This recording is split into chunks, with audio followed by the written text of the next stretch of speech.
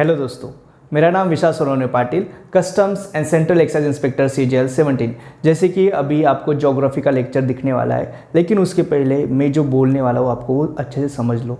ठीक है, आपको मैं मेरे नोट्स जो है वो मैं प्रोवाइड कर दूंगा, वहाँ पे फ़ोटोज़ रहेंगे, वो आपको मैं अच्छे से एक्सप्लेन कर दूंगा। ठीक है, टोटल अपने लगभग 40 लेक्चर्स रहेंगे, यानी सबसे बेस्ट कंटेंट और सबसे कम टाइम में आपको डिफरेंट विशाल यूट्यूब चैनल पे मिलने वाला है। इसीलिए पूरा का पूरा ज्योग्राफी अच्छे से होने वाला है। इसीलिए आपको वीडियो को क्या करना है, सब्सक्राइब करना है, और वहाँ पे जो बेल आइकन है ना, उसको प्रेस करके वहाँ पे जो ऑल आएगा ऑप्शन, उसको प्रेस करना है। क्यों? क्योंकि जब भी नया वीडियो आए ना, उसका नोटिफिकेशन आपको जाना चाहिए, इसलिए अपना वाला। ठीक है, तो आपका कोई भी क्लास मिस ना हो।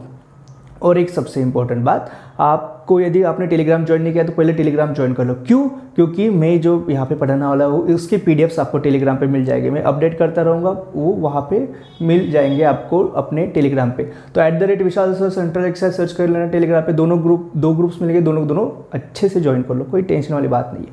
ठीक है, उसके बाद वीडियो को लाइक कमेंट शेयर तो ज़रूर किया करो। ठीक है, क्योंकि देखो यार, ऑफलाइन होता है ना तो मुझे पता चलता है ऑफलाइन में कि नहीं कि यार बच्चे को समझ रहा है या नहीं समझ रहा है स्टूडेंट को। ठीक है, लेकिन ऑनलाइन प्लेटफॉर्म में कहाँ से समझेगा? तो अपना कमेंट बॉक्स है, वहाँ से समझता है सारा कुछ, है ना। तो जितना आपका कमेंट अच्छा वहाँ पे आता है, उतना मेरा पॉजिटिविटी बढ़ता है। मुझे अच्छा आपको और कंटेंट देने का मन होता है ना, सिंपल सी बात है। जितना लाइक्स बढ़ता है उतना अच्छा रहता है ना। तो वहाँ पे लाइक कमेंट और ज़्यादा से ज़्यादा बच्चों के साथ शेयर करो, क्योंकि हम बेस्ट कंटेंट दे रहे हैं, आपको पता है। तो ज़्यादा से ज़्यादा बच्चे, आपके जो भी दोस्त हैं, उनके साथ इस वीडियो को शेयर कर दो। ठीक है, फिर और मेरा इंस्टा ID डिफरेंट विशाल, उस पर आप जाके, मैं हर संडे वहाँ पे शाम को 7 बजे लाया होता है, ये तो आपको पता ही है। ठीक है, फिर अच्छे से पढ़ाई करना। और सबसे इंपॉर्टेंट और एक बात, कि वीडियो को बिल्कुल भी डाउनलोड नहीं करना है। बिना डाउनलोड करके वीडियो देखो, क्योंकि यार तुम वीडियो डाउनलोड करके देखते हो तो वॉच टाइम नहीं आता, तो यूट्यूब को लगता है ये वीडियो कुछ भी काम करनी, तो सिंपल सी बात है, रिकमेंड भी नहीं करता। आपको उतना ही नेट जाने वाला है जहाँ जितना आप वीडियो डाउनलोड नहीं करते हुए ये करने वाले। ठीक है ना। और वीडियो जो डाउनलोड करते हैं ना, वो तो कभी भी वीडियो देखते ही नहीं है। ठीक है, सिर्फ डाउनलोड करके रखते हैं। इसीलिए वीडियो को अभी यूट्यूब पे ही देखा करो, आपका ज़्यादा फायदा है। प्लेलिस्ट अवेलेबल हो जाएगा पूरा का पूरा ज्योग्राफी का, आपका बहुत अच्छे से यहाँ पे ज्योग्राफी होने वाला है, पूरा का पूरा GS होने वाला है। 101% आपको 40+ मार्क्स मिलने वाले हैं GS में। ठीक है, फिर चले ज्योग्राफी स्टार्ट करते हैं। अभी हम इंडिया और चाइना, इन दोनों देशों के बॉर्डर के बारे में बात करेंगे। फिर इन दोनों देशों में जो डिस्प्यूट्स है, विवाद है, जो एग्जाम पॉइंट ऑफ व्यू से भी इम्पोर्टेंट है, ये सारी चीज़ हम इंफॉर्मेशन ले लेंगे इंडिया और चाइना के बॉर्डर से रिलेटेड। तो जैसे आपको दिख रहा है मैप में, जो डॉटेड लाइन से, वो क्या है? वो चाइना है ना। तो आप देख पा रहे हो, Jammu and Kashmir India China के साथ बॉर्डर शेयर कर रहा है। देन HP यानी हिमाचल प्रदेश भी बॉर्डर शेयर कर रहा है चाइना के साथ। देन UK यानी उत्तराखंड भी चाइना के साथ बॉर्डर शेयर कर रहा है। फिर नेपाल आता है, नेपाल ऑफकोर्स दूसरा कंट्री है। देन सिक्किम भी बॉर्डर शेयर करता है चाइना के साथ। देन भूटान, जो कि अलग कंट्री है, वो भी बॉर्डर शेयर करता है चाइना के साथ। लेकिन हमें सिर्फ अपने जो स्टेट्स है वो देखना है। और फिर अरुणाचल प्रदेश, यानी इंडिया के जम्मू कश्मीर, हिमाचल प्रदेश, उत्तराखंड, सिक्किम और अरुणाचल प्रदेश, ये देश जो ये जो स्टेट्स है, ये बाउंड्री शेयर करते हैं चाइना के साथ। तो इन आपको ये पाँच ही जो भी स्टेट्स, इनके नाम याद रखना है। जम्मू एंड कश्मीर, हिमाचल प्रदेश, उत्तराखंड, सिक्किम और अरुणाचल प्रदेश शेयर करते हैं चाइना के साथ। फिर 3488 किलोमीटर इतना बाउंड्री लाइन है चाइना और इंडिया का। एक्चुअल में जो तिब्बत के साथ अपना बाउंड्री शेयर होता है, चाइना के साथ भी नहीं होता है। एक्चुअली मैं हिस्ट्री बताता हूँ इसका क्या है।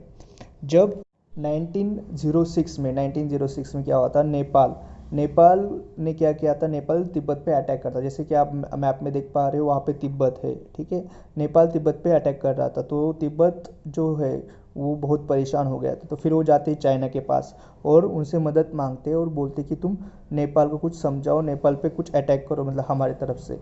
तो फिर चाइना क्या करता है, अडॉप्ट कर लेता है तिब्बत को, यानी तिब्बत पर अधिकार कर लेता है।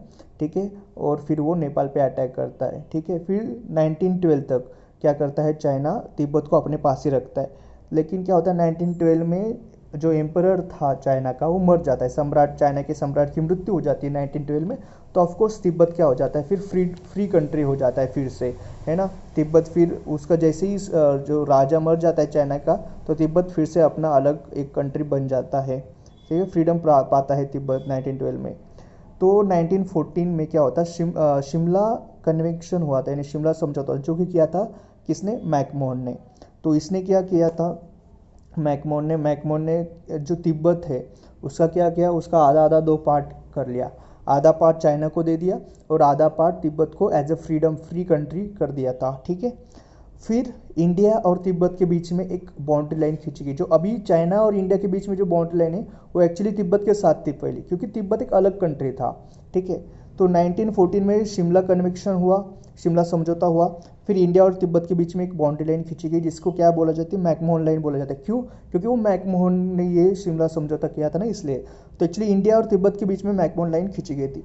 लेकिन आगे जाके क्या होता है, 1959 में क्या होता है, चाइना क्या करता है, तिब्बत पे अटैक कर देता है ना, और तिब्बत को जीत लेता है। तब से लेके आज तक चाइना का ही अधिकार चल रहा है तिब्बत पे। ठीक है, तो तिब्बत अभी इंडिपेंडेंट कंट्री नहीं है। ठीक है, तो 1959 में ये चीज़ हो चुकी थी। तो फिर क्या होता है, 1959 से जो इंडिया और तिब्बत के बीच में जो मैकमोहन लाइन थी वो अभी क्या हो गया, अब इंडिया और चाइना के बीच में वो मैकमोहन लाइन आ गई, क्योंकि तिब्बत अभी चाइना के पास है। समझ रहे हो ना आप? यानी यदि आज की डेट में पूछा जाए कि मैकमोहन लाइन कौन कौन से दो कंट्री के बीच में, तो इंडिया और चाइना के बीच में मैकमोहन लाइन है। बट एक्चुअल में कौन से दो कंट्री के बीच में थी, इंडिया और तिब्बत के बीच में थी। ठीक है, लेकिन क्या होता है, जब मैकमोहन लाइन में ये प्रॉब्लम आती है कि चाइना तो बोलता है कि मैकमोहन लाइन हमें मंजूर नहीं है। तो इंडिया पूछता है रीज़न क्यों मंजूर नहीं, तो बोलते हैं जब मैकमोहन लाइन खींची गई थी तब उसके जो सिग्नेचर, उस पर जो सिग्नेचर है, उस पर जो हस्ताक्षर है वो तो तिब्बत ने किए हुए, और फिर अभी तो तिब्बत इंडिपेंडेंट कंट्री नहीं रहा, तो मैकमोहन लाइन का कुछ वजूद ही नहीं, ऐसा चाइना का मानना है। तो फिर इंडिया वाले पूछते हैं कि फिर बताओ तुम्हारे हिसाब से कौन सा लाइन होना चाहिए, कौन सा बाउंड्री होना चाहिए इंडिया और चाइना के बीच में। तो वो ये बोलते हैं कि अरुणाचल प्रदेश जो है, जो इंडिया का पार्ट है, वो भी हमारा है। तो चाइना क्लेम करता है अरुणाचल प्रदेश पे, चाइना बोलते हैं कि अरुणाचल प्रदेश हमें दे दो, और वहाँ पे हम बाउंड्री लाइन खींचते हैं। तो इसीलिए इंडिया और चाइना में प्रॉब्लम आती है। ठीक है, जो अरुणाचल प्रदेश है वो चाहिए चाइना को, चाइना मानता है कि अरुणाचल प्रदेश उनका पार्ट है। और ऑफ कोर्स आपको भी पता है, हम सबको पता है कि अरुणाचल प्रदेश अपना इंडिया का पार्ट है। तो इसीलिए जो चाइना है वो मैकमोहन लाइन को नहीं मानता है। लेकिन एग्जाम में यदि आपको पूछा जाए इंडिया और चाइना के बीच में कौन सा लाइन है, इंडिया और चाइना की जो बाउंड्री लाइन है उसको क्या कहते हैं, तो सिंपल सा आंसर है भाई, मैकमोहन लाइन। ठीक है, अभी हम चाइना के साथ अपनी जो डिस्प्यूट्स है, जो विवाद है, उसको एकदम अच्छे से देख लीजिए। तो जैसे आपको पता होगा 1962 में इंडिया और चाइना का वॉर हुआ था। ठीक है, इंडिया और चाइना का वॉर हुआ था 1962 में। क्या क्या हुआ, जैसे 1959 में चाइना ने क्या किया था, तिब्बत पे अटैक किया था, उसी प्रकार 1962 में चाइना ने इंडिया पे अटैक किया था और इंडिया हारा था। एक्चुअली चाइना ने दो जगह से अटैक किया था, एक तो जम्मू कश्मीर एरिया में किया था और एक आसाम के एरिया में अटैक किया था। ठीक है, तो चाइना ने क्या किया था, जम्मू एंड कश्मीर का जो ईस्ट पार्ट है, जैसे कि आपको मैप में दिख रहा होगा, जो ईस्ट पार्ट है जम्मू एंड कश्मीर का, जो मैंने प्लस साइन से दिखाया हुआ है, उसको क्या कर लिया, उसको इन्वेड कर लिया। यानी वहाँ तक उनकी आर्मी आ गई थी और वहाँ पे उन्होंने अधिकार कर लिया और उसको नाम दे दिया अक्साई चाइना। ठीक है, जम्मू एंड कश्मीर का जो ईस्ट पार्ट है उसको, उस पर अभी चाइना की आर्मी है और वो अभी चाइना के अधिकार में है। ठीक है, और उसको क्या नाम दे दिया, अक्साई चाइना। ठीक है, तो फिर लाइन ऑफ एक्चुअल कंट्रोल जो है वो एक्चुअली जम्मू एंड कश्मीर और अक्साई चाइना, इन दोनों के बीच में, जम्मू एंड कश्मीर और अक्साई चाइना, क्योंकि अक्साई चाइना तो अभी चाइना के पास है। ठीक है, तो जम्मू एंड कश्मीर और अक्साई चाइना के बीच में जो बाउंड्री लाइन है उसी को लाइन ऑफ एक्चुअल कंट्रोल कहा जाता है। ठीक है, तो जैसे कि आपको पता है पाकिस्तान अपना दुश्मन है, अभी चाइना भी अपना ही दुश्मन है। तो पाकिस्तान ने क्या किया था, जैसे पीओके आपको पता है, जो प्लस प्लस वाला साइन है, मैं पेंसिल से ड्रॉ किया था, जैसे जो कि मैंने कल भी पढ़ाया था, वो पीओके है। तो पीओके में एक पार्ट होता है, एक पार्ट है जैसे जिसको मैंने प्लस प्लस साइन से दिखाया है रेड कलर से। पीओके का जो पार्ट है वो क्या किया था, पाकिस्तान ने चाइना को गिफ्ट कर दिया। ठीक है, यानी मैप में जो कि प्लस साइन वाला रेड कलर का जो भी पार्ट है वो किसके पास है, चाइना के पास। एक तो अक्साई चाइना हो गया और एक पाकिस्तान ने गिफ्ट किया हुआ है। ठीक है, और जो जम्मू एंड कश्मीर और अक्साई चाइना के बीच में जो बाउंड्री लाइन है उसको क्या कहा जाता है, लाइन ऑफ एक्चुअल कंट्रोल। ठीक है, 1962 में चाइना ने अटैक किया था इंडिया पे और इंडिया उसको हार गया था। फिर जम्मू एंड कश्मीर का ईस्ट पार्ट है, उस पर चाइना ने अधिकार कर लिया। ये सारे आपको यहाँ से पॉइंट याद रखने हैं। अभी हम डोकलाम प्लेटू का जो डिस्प्यूट है वो देखेंगे। एक्चुअली डोकलाम प्लेटू का जो डिस्प्यूट है वो चाइना और भूटान के बीच में है। इंडिया और चाइना के बीच में नहीं है, लेकिन चाइना और भूटान के बीच में, लेकिन इसमें इंडिया इन्वॉल्व हुआ था, इसलिए डोकलाम प्लेटू का जो डिस्प्यूट है वो इम्पोर्टेंट हो जाता है। जैसे कि आपको मैप में दिख रहा होगा वहाँ पे, है ना, एसकेएम यानी क्या होता है, सिक्किम, जो कि इंडिया का पार्ट है, और भूटान भी आपको दिख रहा है नीचे, वेस्ट बंगाल तो है ही। और आपको पता है जैसे सिक्किम, भूटान, फिर ऊपर कौन सा रहेगा, चाइना रहेगा। तो बीच में जो डॉट्स मैंने दिखाए है ब्लू कलर के, जो डॉटेड जो पार्ट है ना, वो क्या है, वो चुम्बी वैली यानी चुम्बी घाटी है। ठीक है। तो एक्चुअली डोकलाम प्लेटू जो है ना वो चुम्बी घाटी में है, यानी Doklam प्लेटू is located in Chumbi valley. ये आपको याद रखना है कि डोकलाम प्लेटू कहाँ पे है। तो जो तुम्हारा चुम्बी वैली जो है वो ट्राई पॉइंट पे, यानी इस चुम्बी वैली के मतलब लेफ्ट हैंड साइड में इंडिया है, राइट हैंड साइड में भूटान है, और ऊपर के साइड में क्या है, चाइना है। ठीक है। आपको पता ही है ये कि वो ऊपर के साइड में चाइना आता है ना, फिर सिक्किम यानी इंडिया है, देन भूटान है। तो ट्राई पॉइंट आपको पता चल गया है, चुम्बी वैली का ट्राई पॉइंट एक ट्राई पॉइंट एरिया है, और चाइना, भूटान, इंडिया सारे उसके साथ बाउंड्री शेयर हो जाती है। तो एक्चुअली क्या है, चाइना का जो डोकलाम प्लेटू जो है, जो कि चुम्बी वैली में लोकेटेड है, वहाँ से 12 किलोमीटर अंतर पे, 12 किलोमीटर अंतर पे एक सिटी आता है जिसका नाम है याडोंग सिटी। तो जून 2017 में चाइना ये कहता है कि हम एक रोड बनाएंगे डोकलाम प्लेटू तक। ठीक है। एक्चुअली डोकलाम प्लेटू किसका पार्ट है, भूटान का पार्ट है। ठीक है, ये याद रखो आप, डोकलाम प्लेटू एक्चुअली भूटान का पार्ट है। ठीक है। वो जो मैंने रेड वहाँ पे कर दिया ना, याडोंग सिटी से जो मैंने एरो दिखाया है, जो रेड जो एक पार्ट है चुम्बी वैल्यू में, वो डोकलाम प्लेटू। ठीक है। एक्चुअली वो भूटान का पार्ट है, ये याद रखना, डोकलाम प्लेटू भूटान का पार्ट है। तो चाइना बोलता है कि हम याडोंग सिटी से वहाँ तक डोकलाम प्लेटू तक एक 12 किलोमीटर का रास्ता बनाएंगे। तो इंडिया तो टेंशन में आ जाता है, क्योंकि वो उसका मतलब वहाँ पे यदि ऑफकोर्स रोड बन जाएगा तो चाइना वहाँ पे आर्मी लाएगा। ठीक है। तो बहुत ज़्यादा प्रॉब्लम हो जाएगी इंडिया को उसकी सिक्योरिटी के हिसाब से। तो इंडिया बोलते हैं कि 15 किलोमीटर हमारे एक नथुला पास है वहाँ पे सिक्किम में, वहाँ से 15 किलोमीटर अंतर पे फिर डोकलाम प्लेटू आता है ना, तो हम वहाँ पे 15 किलोमीटर का रोड बनाएंगे। फिर ऐसे दोनों बोलने लगते हैं। तो ठीक है, तो भूटान टेंशन में आ जाता है कि भूटान बोलता है वो तो मेरा पार्ट है, आप दोनों रोड बना रहे, है ना। तो एक्चुअली इंडिया और भूटान बहुत ही अच्छे दोस्त थे, बहुत अच्छे दोस्त थे। ठीक है। 1949 में तो एक समझौता भी हुआ है इंडिया और भूटान के बीच में, यदि भूटान को कुछ भी प्रॉब्लम आती तो इंडिया भूटान के साथ वहाँ पे रहेगा, साथ खड़ा रहेगा।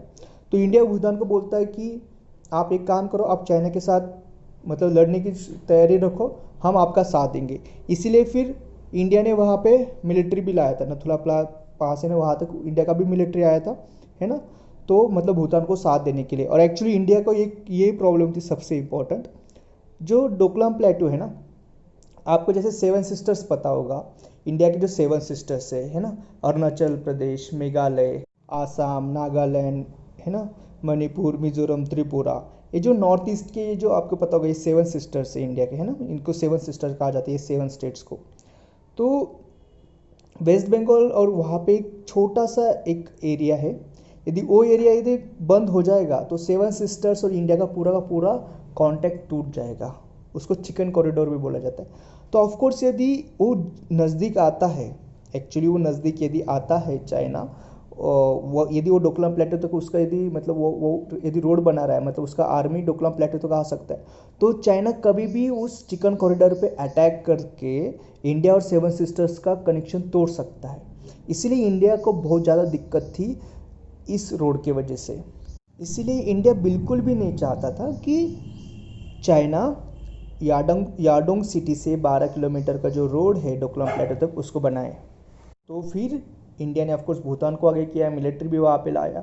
तो एक्चुअली डोकलाम प्लेटू का जो विवाद है, डिस्प्यूट है, वो एक्चुअली किसके मतलब चाइना और भूटान के बीच में, इंडिया के बीच में नहीं, क्योंकि डोकलाम प्लेटू तो पार्ट भूटान का है, लेकिन इंडिया को बहुत बड़ी प्रॉब्लम होने वाली थी। इसीलिए इंडिया ने इस विवाद में, इस डिस्प्यूट में इन्वॉल्व हुआ था। फिर बाद में ऑफकोर्स रोड नहीं बनाया चाइना ने, चाइना की मिलिट्री वापस चली गई, और ये विवाद अभी तक तो आज के डेट तक वो अभी मतलब सुलझा है। तो बस आपको यही याद रखना है, डोकलाम प्लेटू चुम्बी वैली में है, चुम्बी वैली ट्राई पॉइंट है चाइना, भूटान और इंडिया का। और डोकलाम प्लेटू जो है वो चाइना की याडोंग सिटी से 12 किलोमीटर अंतर पे आता है। इंडिया के नथुला पास यानी इंडिया से वो 15 किलोमीटर अंतर पे आता है। और डोकलाम प्लेटू का विवाद चाइना और भूटान के बीच में हुआ था। अभी हम म्यांमार करने वाले। म्यांमार के पहले यदि आपने वीडियो को लाइक कमेंट शेयर नहीं किया होगा तो please like comment and share कर देना, और वीडियो को बिल्कुल भी रिकॉर्ड करके मत देखना, क्योंकि आप यदि वीडियो को रिकॉर्ड करके देखते हो तो वॉच टाइम कम होता है, जो कि बहुत ही गलत हो जाता है अपने यूट्यूब चैनल के लिए। इसलिए अपना वीडियो जो भी है यूट्यूब पे ही देखा करो। जैसे कि आपको मैप में दिख रहा है, म्यांमार दिख रहा है ना, म्यांमार मैंने रेड कलर से वहाँ पे म्यांमार लिखा हुआ है और ये इंडिया का मैप दिख रहा है, ठीक है। तो जैसे ये 7 सिस्टर्स आपको यहाँ पे दिख रहे होंगे ना, है ना, उसमें से मैंने AP अरुणाचल प्रदेश, यन जी नागालैंड, यमन मणिपुर और यमजेड मिजोरम, इनको मैंने ब्लैक कलर से यहाँ पे लिखा, क्योंकि यही 4 स्टेट्स जो है जो म्यांमार के साथ बाउंड्री शेयर करते हैं, ठीक है। तो मैप में भी आपने देख लिया। तो एक्चुअली म्यांमार जो था वो पहले इंडिया का पार्ट था, it was the part of India, ये भारत का हिस्सा था, और ये सेपरेट हुआ था 1937 में अकॉर्डिंग टू एक्ट 1935 के एक्ट के अनुसार ये 1937 में इंडिया से सेपरेट हुआ था। और इसका ओल्ड नेम जो है, पुराना नाम जो है बर्मा। तो अब बर्मा में मांडले जेल है, एक्चुअली बर्मा यानी म्यांमार में ही मांडले जेल है। मांडले जेल में एक्चुअली अपने जो बाल गंगाधर तिलक जो है उनको इस जेल में रखा गया था, जो कि अपनी इंडियन हिस्ट्री में, हम मॉडर्न इंडिया जब पढ़ेंगे तो आपको पता चल जाएगा। और यहाँ पे म्यांमार यानी बर्मा में ग्रेवयार्ड है जफर का। जफर जो कि Mughal emperor, last Mughal emperor जो है ना, उनका ग्रेवयार्ड कहाँ पे, इसी म्यांमार में है, रंगून एक सिटी है, वहाँ पे उनका ग्रेवयार्ड है, ठीक है। तो ऑफ कोर्स म्यांमार बाउंड्री किस किस के साथ शेयर करता है, AP अरुणाचल प्रदेश, YNG नागालैंड के साथ, यमन मणिपुर के साथ, MZ मिजोरम के साथ। 1643 किलोमीटर की बाउंड्री लाइन है इंडिया और म्यांमार के बीच, और इसी को कंट्री ऑफ गोल्डन पेगोडा भी कहा जाता है, यानी स्वर्ण पेगोडा का देश भी कहा जाता है म्यांमार को, ठीक है। पेगोडा क्या होता है, जो भी टेम्पल्स होते हैं उनका जो टॉम होता है उसी को पेगोडा कहा जाता है। तो म्यांमार में जो टेम्पल्स है उनके जो टॉम है वो कैसे है, वो स्वर्ण है यानी वो गोल्डन है, इसीलिए म्यांमार को कंट्री ऑफ गोल्डन पेगोडा भी कहा जाता है। एक्चुअली इंडिया और म्यांमार के बीच में कोई ऐसी आर्टिफिशियल बाउंड्री लाइन नहीं है, वहाँ पे हिल्स और फॉरेस्ट ये दोनों देशों को अलग अलग करते हैं, ठीक है। तो जो हिल है ना, वो बहुत ही इंपॉर्टेंट है। कौन कौन से हिल इंडिया और म्यांमार को अलग अलग करते, ये आपको पता होना चाहिए, बहुत ही इंपॉर्टेंट है। जैसे देखो AP यानी अरुणाचल प्रदेश में पटकाई ब्रूम नाम की एक हिल है जो अरुणाचल प्रदेश और म्यांमार को अलग अलग करती है। देन YNG यानी नागालैंड में नागा हिल है जो नागालैंड और म्यांमार को अलग करती है। मणिपुर में मणिपुर हिल है जो मणिपुर और नागा आपके म्यांमार को अलग करती है। देन MZ यानी मिजोरम में मिजो हिल है जो मिजोरम और और जो कि मिजोरम और म्यांमार को अलग करती है, ठीक है। यानी अरुणाचल प्रदेश में पटकाई ब्रूम, नागालैंड में नागा हिल, मणिपुर में मणिपुर हिल और मिजोरम में मिजो हिल, ये 4 हिल्स है, ये इंडिया को अलग करते हैं म्यांमार से, ठीक है। बहुत ही आसान है, याद रखना है। सिर्फ अरुणाचल प्रदेश की अलग है पटकाई ब्रूम, बाकी तो नागालैंड में नागा हिल है, मणिपुर में मणिपुर हिल है, मिजोरम में मिजो हिल है। तो उन स्टेट के हिसाब से इन हिल को नाम दिया गया है। सिर्फ अरुणाचल प्रदेश के पटकाई ब्रूम एक अलग है। और ये जो चारों के चारों हिल है इंडिया का पार्ट है सबसे पहले। देन ये नॉर्थ ईस्ट हिमालय का पार्ट है, ठीक है। पटकाई ब्रूम, नागा हिल, मणिपुर हिल, मिजो हिल, ये क्या है, नॉर्थ ईस्ट हिमालय का पार्ट है। और सबसे इंपॉर्टेंट है इंडिया का पार्ट है। ये चारों के चारों हिल्स आपको पता होनी चाहिए। एक्चुअली म्यांमार जो है वो nearest country to the Andaman Nicobar जो आइलैंड्स है आपको पता है बे ऑफ बंगाल में, तो सबसे नियरेस्ट कंट्री यदि आपको पूछा जाए अंडमान निकोबार की तो कौन सी है, म्यांमार है। लेकिन आपको यदि ये पूछा जाए कि ग्रेट निकोबार की नियरेस्ट कंट्री कौन है तो वो है इंडोनेशिया, ठीक है। तब आंसर म्यांमार नहीं रहेगा। यदि स्पेसिफिकली पूछा जाए ग्रेट निकोबार की कौन सी नियरेस्ट कंट्री, तो सिंपल सा आंसर रहेगा इंडोनेशिया, ठीक है। तब आंसर म्यांमार बिल्कुल भी नहीं रहेगा।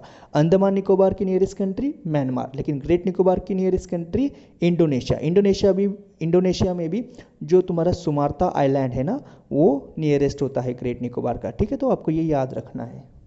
तो अभी हमने चाइना और म्यांमार के बारे में पढ़ लिया। कल हम डिस्प्यूट्स लेंगे म्यांमार के, फिर हम श्रीलंका और बांग्लादेश के बारे में भी अच्छे से पढ़ लेंगे, ठीक है।